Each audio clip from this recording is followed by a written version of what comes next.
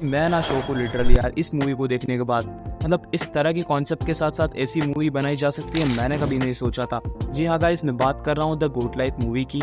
इसी के साथ उसकी स्टोरी काफ़ी अमेजिंग है। मतलब तुम ही सोचो कि किसी और शहर में या किसी और देश में तुम काम करने के लिए जा रहे हो, जहाँ की लैंग्वेज तुम्हें नहीं आती है, तुम्हें सिर्फ अपनी मदर टंग आती है।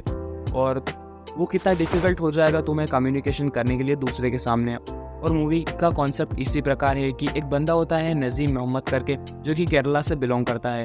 वो पैसे कमाने के लिए सऊदी अरेबिया अपने गांव के एक और लड़के के साथ जाता है जिसको इंग्लिश आती थी थोड़ी बहुत। अब जो कंपनी मेंबर सऊदी अरेबिया का कंपनी मेंबर होता है, जो काफिल होता है, वो उन्हें लेने ही नहीं आता है एयरपोर्ट पर। इसी का फ़ायदा उठाते एक दूसरा आदमी उन्हें लेने आ जाता है एयरपोर्ट पर। और वो फिर कोसों दूर, मतलब सिटी से हम बहुत दूर बोल सकते हैं, बीचों बीच रेगिस्तान को दोनों अलग अलग जगह छोड़ देता है और उनका काम सौंप देता है। उनका काम ये होता है कि सिर्फ भेड़ चराओ। जी हाँ गाइस, भेड़ चराने के लिए उन्हें मतलब टॉर्चर किया जाता है। अगर वो काम ना करे, उनको खाना नहीं दिया जाता है, उनको वहाँ पानी तक नसीब नहीं होता है। और पीने का पानी छोड़ो, उनको धोने तक का पानी नहीं मिलता है। काफ़ी मतलब नर्क से बदतर कह सकते हैं ऐसी ज़िंदगी को। और एक हमें कि हमें मतलब सब खाने को मिल रहा है, पीने को मिल रहा है, फिर भी हम बोलते रहते हैं कि भाई मेरे पास ये नहीं है, वो है नहीं है। नर्क बन गई है मेरी ज़िंदगी और एक वो लाइफ है। तो सबसे अहम बात ये है कि ये मूवी जो है, इसका कॉन्सेप्ट जो है एक रियल लाइफ इंसिडेंट के बना हुआ है बेस्ड पर। इसी के साथ जो नेस्लिन मोहम्मद करके बंदा है वो अभी भी जिंदा है। जी हाँ गाइस, केरला से बिलोंग करने वाला ये बंदा अभी भी जिंदा है फिलहाल। आगे मूवी में ये होता है कि उन्हें 3 से 4 साल बीत जाते हैं वहीं पर, और पूरा उनका जो लुक होता है पूरा चेंज हो जाता है। वो उम्मीद हार चुके होते हैं कि अब कुछ आगे होगा, कुछ भगवान हेल्प करेगा या कोई आके कोई मिरेकल होगा जिसकी वजह से हम यहाँ से अपने देश वापस जा सकते हैं।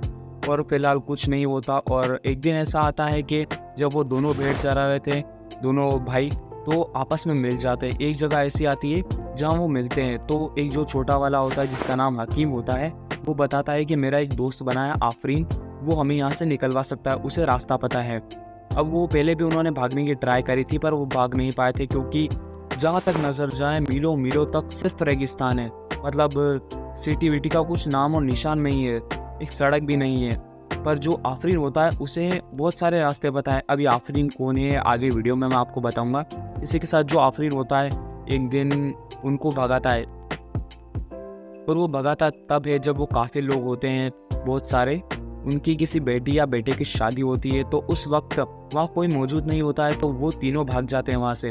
वो चलते रहते 3 से 4 दिन चलने के बाद भी उन्हें कोई मतलब सड़क मिलती नहीं है। जिस भी रेगिस्तान के चट्टान पर वो जाते हैं तो उन्हें लगता है कि नीचे रेत होगी, उसके बाद फिर सड़क आएगी सरी। पर जैसे ही वो ऊपर चढ़ते हैं तो उन्हें फिर रेगिस्तान दिखता है, सिर्फ रेगिस्तान ही रेगिस्तान। से वो देखकर ऐसा लगता है कि अब कुछ नहीं हो सकता है, अब सिर्फ रेगिस्तान ही है आगे। इसी के साथ वो उनमें से एक हिम्मत हार चुका होता है और न पानी मिलने के कारण वो तड़प तड़प कर मर जाता है। जब मूवी में आप उसकी डेथ देखोगे ना, आपकी रूह कांप जाएगी। जी हाँ गाइस, इस तरीके से उसकी डेथ को बताया गया है ना भाई, मेरा तो दिमाग हिल गया था सच में यार। तीनों में से अब एक होता है जो हकीम, उसकी डेथ हो चुकी होती और नजीम की हालत भी ऐसी हो जाती है कि भाई वो गया, बस अब बचने वाला नहीं है। पर जो आफरीन होता है वो उसे बचा लेता है कैसे न कैसे करके। फिर एक मोड़ ऐसा आता है जहाँ छोटा सा मतलब हरियाली होती है रेगिस्तान में भी, और वहाँ पानी मौजूद होता है। फिर वो वहाँ से पानी पीते हैं और एक बोतल भी उन्हें मिल जाती है। उस बोतल में पानी भरकर वो आगे के लिए निकल देते हैं। फिर 1-2 दिन और चलने के बाद एक दिन जब नजीम की आंखें खुलती है तो वो देखता है कि आफरीन उसके पास मौजूद ही नहीं है। ना तो उसके फुटस्टेप दिखाई देते हैं और ना वो दिखाई देता है, बस वो पानी की बोतल छोड़कर वहाँ से चला जाता है। फिर जब आगे चलता रहता है ए नजीम, तो उसे एक रोड दिखाई देती है। वो अपना दम वहीं तोड़ देता है, बट फिर उसे याद आता है कि भाई अब तो बस आ गई है मंजिल। फिर वो मतलब उसमें एक और री लाइफ कह सकते हैं, मतलब अभी जान बाकी थी उसमें। फिर वो देखता है तो गाड़ियाँ गुजर रही होती है पर उन्हें कोई भी बिठाता नहीं है।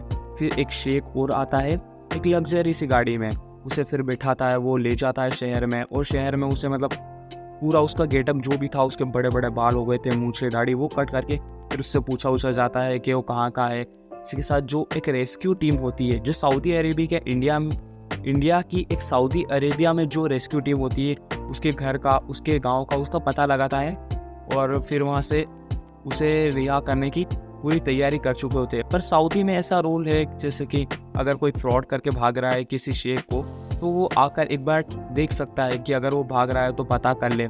इसी के साथ जो काफिल उन्हें ले जाता है दोनों को, वो भी वहाँ आता है और वहाँ एक मूवी में अलग ही कॉन्सेप्ट का ट्विस्ट दिया जाता है।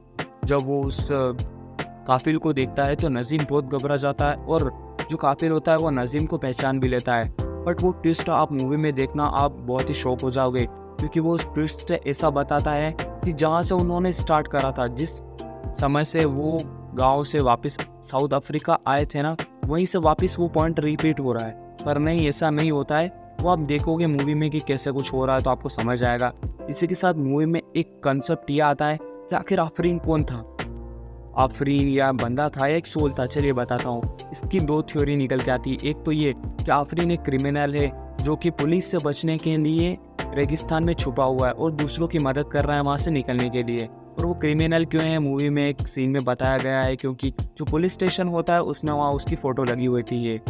इसी के साथ एक और थ्योरी ये होती है कि आफरीन एक ऐसा बंदा है जो किसी और काफिल के द्वारा वहाँ लाया गया है और वो मर चुका है, और उसकी सोल जो वो दूसरे लोग फंसे हुए हैं उनकी हेल्प करना चाहता है। इसी के साथ मूवी का कॉन्सेप्ट यही खत्म होता है। और मूवी में जो आप पृथ्वीराज की एक्टिंग देखोगे ना भाई, प्यार हो जाएगा तुम्हें इस मूवी से।